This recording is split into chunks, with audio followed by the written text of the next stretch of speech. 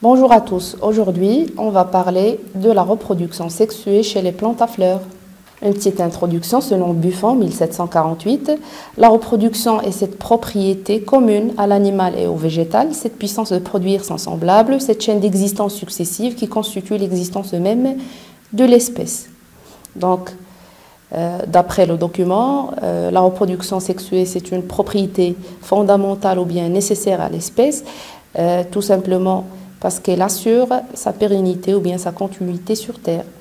Dans ce chapitre, nous étudierons la biologie de la reproduction sexuée chez les plantes à fleurs en détail. Pourquoi en détail? Tout simplement, c'est le groupe de végétaux le plus important dans la plupart des écosystèmes terrestres et en agriculture. On va commencer l'étude de la reproduction sexuée chez les angiospermes.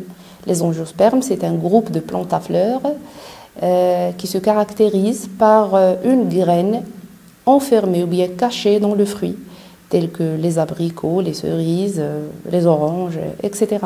Les constituants de la fleur chez les angiospermes. On va passer tout d'abord à l'étude de la structure générale d'une plante à fleurs.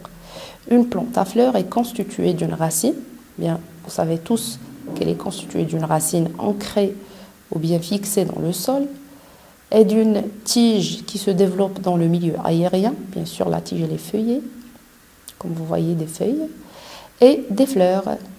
La caractéristique la plus importante de ce type de plante, c'est qu'elles se reproduisent par les fleurs. Allons maintenant à l'étude de la structure générale d'une fleur d'angiosperme.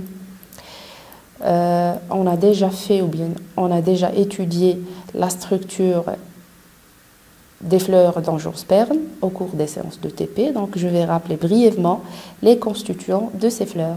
Donc, je vais commencer par de petites feuilles vertes appelées sépales.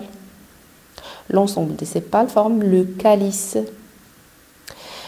La fleur d'angiosperme est constituée aussi de feuilles vivement colorées appelées pétales. L'ensemble des pétales forme la corolle. Les sépales et les pétales constituent les pièces protectrices ou bien stériles de la fleur.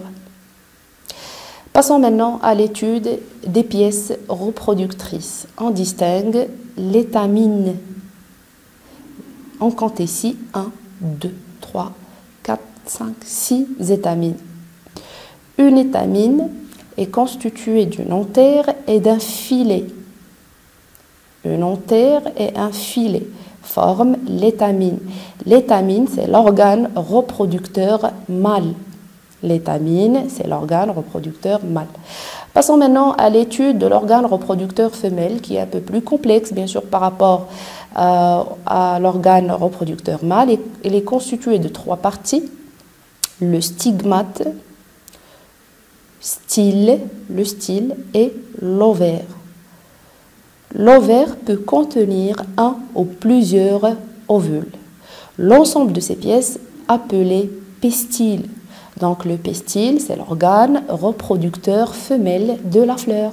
Récapitulons.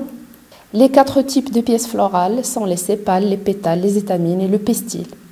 Les sépales, bien sûr, protègent le bourgeon floral, les pétales aident à attirer les pollinisateurs, etc.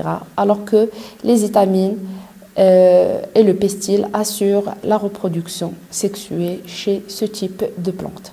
Passons maintenant à l'organisation de l'appareil reproducteur. Bien sûr, les organes reproducteurs mâles et femelles. Le pistil pour la femelle et l'étamine pour le mâle.